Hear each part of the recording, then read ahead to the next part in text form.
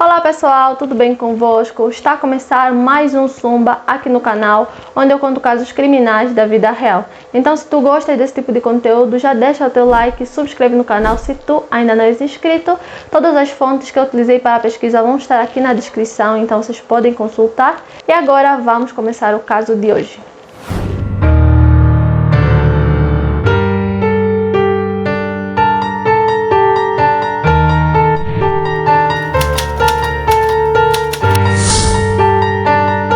Antes de continuar a assistir esse caso, eu venho dar um alerta que esse caso é muito pesado, contém cenas muito chocantes, então se você for uma pessoa muito sensível, eu aconselho a não assistir.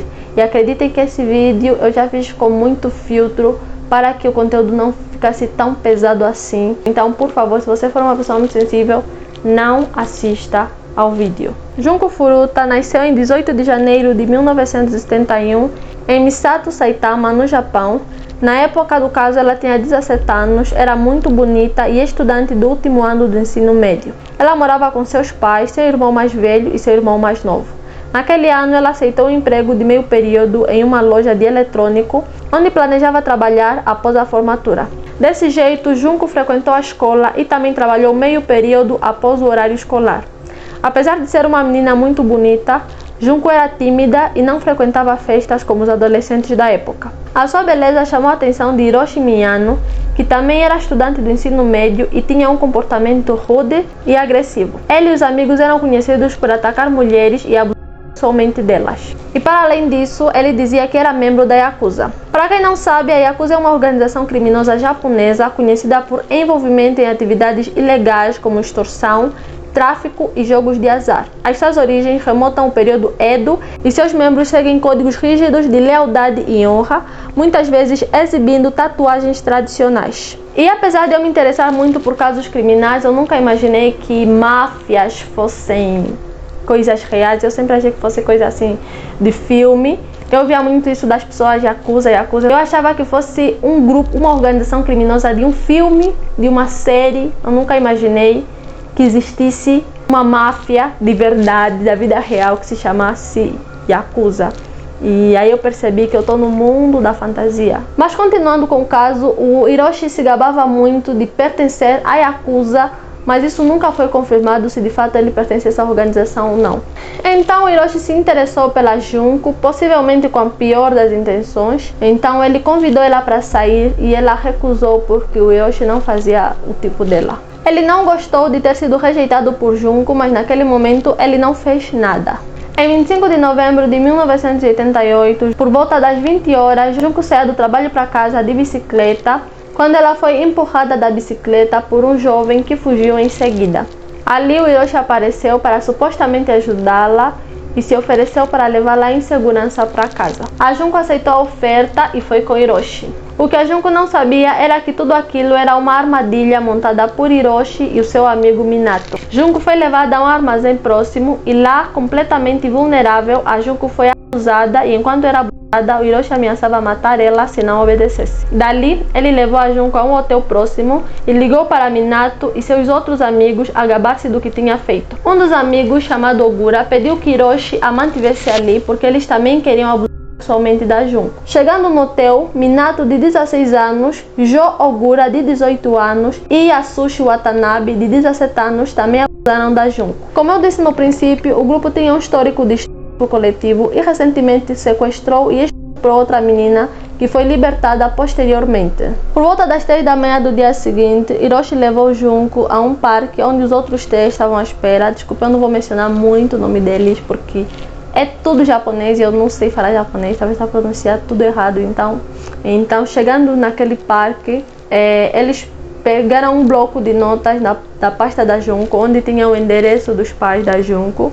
E com isso eles ameaçaram a Junko dizendo que ela teria que fazer tudo o que eles mandassem, porque senão eles iriam matar toda a família da Junko, porque eles tinham conexões com a Yakuza. Junko foi dominada pelos 4 e levada para uma casa no distrito de Ayase de Adachi. Posteriormente, a gangue levou ela para a casa dos pais de Minato, onde ela era regularmente abusada e torturada Em 27 de novembro, os pais de Junko contactaram a polícia sobre o desaparecimento da sua filha. Para evitar uma investigação mais profunda, os sequestradores obrigaram-na a telefonar aos pais e dizer que tinha fugido, estava com uma amiga e estava bem. A Junko também foi forçada a pedir aos pais que interrompessem as investigações policiais sobre o seu desaparecimento. Quando os pais de Minato estavam presentes, Junko foi forçada a se passar por namorada de um dos sequestradores. Mas logo seus pais perceberam o que realmente estava a acontecer. Mesmo assim, eles não fizeram nada para ajudar a Junko. Mais tarde, os sequestradores pararam de fingir, porque ficou claro que os pais de Minato não iriam denunciá-los à polícia. Mais tarde, os pais de Minato afirmaram que não intervieram porque sabiam das ligações de Hiroshi com a Yakuza e temiam retaliação, e porque seu próprio filho estava cada vez mais violento com eles. O irmão de Minato também estava ciente da situação, mas também não fez nada para ajudar a Junko. Os estudos eram constantes, ela estava sempre faminta e nua, e cada dia que passava ela era humilhada de uma forma diferente. A casa era frequentada por outros rapazes e esses rapazes também abusavam dela. Um deles se chamava Ihara, que supostamente foi intimidado depois de ter abusado de Junko. Depois de deixar a casa de Minato, ele contou ao seu irmão sobre o incidente e o seu irmão contou aos seus pais e os seus pais, por sua vez, contaram à polícia. Então, depois dessa denúncia, 2 policiais foram até a casa de Minato e lá a família lhes informou que não existia nenhuma menina a ser torturada lá, que era tudo mentira. Inclusive, eles convidaram os policiais a entrarem e verificarem a casa. Os policiais recusaram-se a entrar para verificar a casa, acreditando que o fato deles terem os convidado para entrar era prova suficiente de que eles não estavam a esconder nada. O ideal, apesar da calma da família, era entrar e verificar compartimento por compartimento, canto por canto, porque foi exatamente a mesma coisa que aconteceu no caso do Jeffrey Dahmer com Konera Xintasofone. Não sei se vocês se lembram desse caso que eu já contei aqui no canal, que a polícia não fez uma boa verificação no apartamento de Jeffrey, que poderiam ter salvado o menino de 14 anos. Mas também nesse caso aconteceu com Junko, né? Que se a polícia tivesse verificado em condições a casa, poderia ter encontrado a Junko e salvado ela no seu 16º dia de cativeiro. Então a vida da Junko não mudou naquele dia, ela continuou a ser humilhada, torturada. Ela tinha que dormir nua na varanda no tempo de inverno, onde as temperaturas eram abaixo de 0. Eles também obrigavam ela a sentar por horas em um freezer. Espetos de frangos grelhados eram inseridos em seus órgãos genitais e ânus. Uma vez ela pegou o telefone e ligou para a polícia, mas Hiroshi apanhou ela bem a tempo e desligou antes que ela pudesse dizer qualquer coisa. Quando a polícia ligou de volta, Hiroshi informou que a ligação de emergência original era um erro.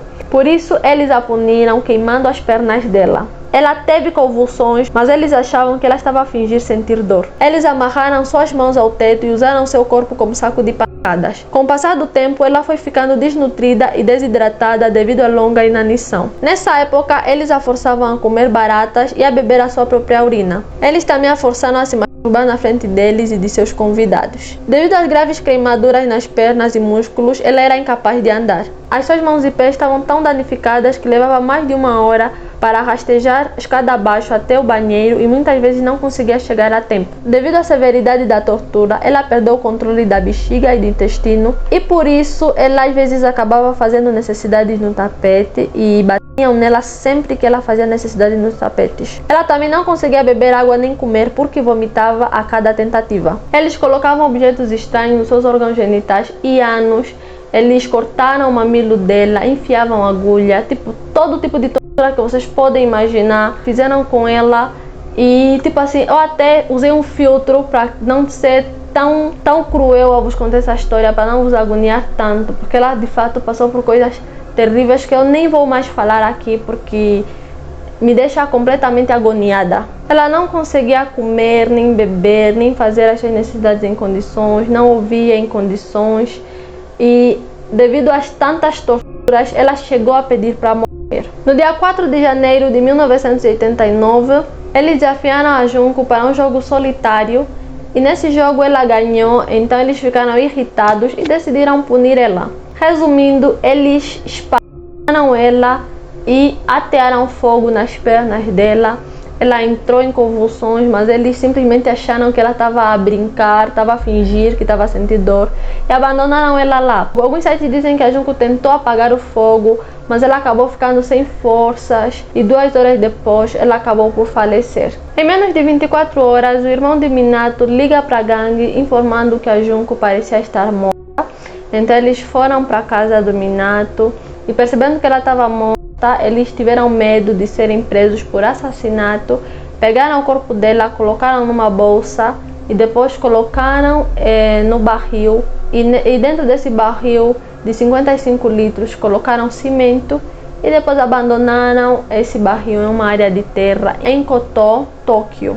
Em 23 de janeiro de 1989, Hiroshi Minato e Jo Ogura foram presos pelo estupro coletivo da mulher de 19 anos que haviam sequestrado em dezembro. No dia 29 de março, 2 policiais foram interrogá-los, pois roupas íntimas femininas foram encontradas em seus endereços. Durante o interrogatório, um dos policiais fez Hiroshi acreditar que a polícia estava ciente de um assassinato cometido por ele. Pensando que Jo Ogura havia confessado os crimes contra Junko Furuta, Hiroshi disse à polícia onde encontrar o corpo de Junko. A polícia ficou inicialmente intrigada com a confissão, porque eles não se referiam a Junko, mas sim a uma outra mulher que havia sido assassinada com seu filho. Mas ouvindo a confissão, no dia seguinte, a polícia foi até o local e encontrou o tambor contendo o corpo da Junko. Quando seu corpo foi encontrado, algumas garrafas estavam enfiadas em seu ano e o seu rosto estava irreconhecível.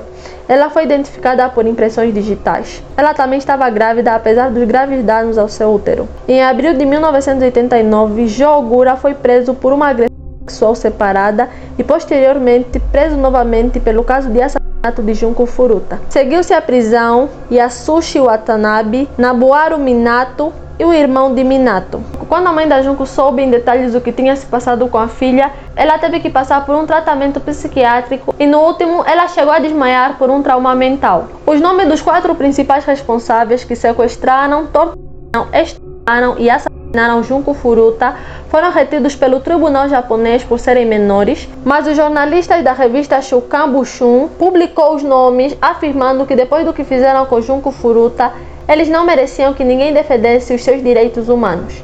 Embora esses 4 fossem os principais culpados pelos atos hediondos, acredita-se que mais de uma centena de membros de gangues que eles convidavam, estupravam e torturavam a Junko. Estima-se que ela tenha passado por 400 estupros. A certa altura, ela foi estuprada por 12 homens diferentes em um dia. Como os responsáveis eram menores quando o crime foi cometido, eles foram julgados como menores. Dada a gravidade de seus crimes, as sentenças proferidas foram bastante baixas. 3 deles cumpriram menos de 8 anos, enquanto o líder foi condenado a 17 anos de prisão, mas após o seu recurso, em vez de reduzir sua sentença, o juiz Yanase aumentou a sua sentença para 20 anos. Hoje em dia, os 4 criminosos estão em liberdade e não provaram ter mudado as suas vidas. Aqueles 2 policiais que eu vos contei que não checaram a casa de Minato, quando receberam a denúncia de uma menina sequestrada, foram demitidos. As pessoas demonstraram seu amor e respeito por Junko, deixando flores no local onde o seu corpo foi encontrado. Os futuros empregadores da Junko presentearam os seus pais com o uniforme que a Junko usaria quando ela começasse a trabalhar. O uniforme foi cuidadosamente colocado em seu caixão. O funeral de Junko foi realizado em 2 de abril de 1989. Após a tragédia de Junko, muitas pessoas se reuniram para lamentar a sua morte. Filmes, livros e até um álbum de canções foram dedicados à sua memória. Em sua formatura, o diretor da escola de Junko Furuta presenteou seus pais com seu certificado de formatura de ensino médio e seus amigos ainda falaram de seus tempos com ela. E esse é o caso de hoje. Eu espero que vocês tenham gostado do vídeo, porque desse caso é impossível gostar, de um caso criminal é impossível gostar, né? Então eu espero que vocês tenham gostado do vídeo. Se você gostou, não esquece de deixar seu like e subscrever no canal se você ainda não é inscrito. Todas as fontes que eu utilizei para a pesquisa, para a construção desse caso, vão estar aqui na descrição para que vocês possam consultar. Aproveitem e me sigam nas outras redes sociais que tem conteúdo extra que eu não posto aqui no YouTube. E até o próximo vídeo.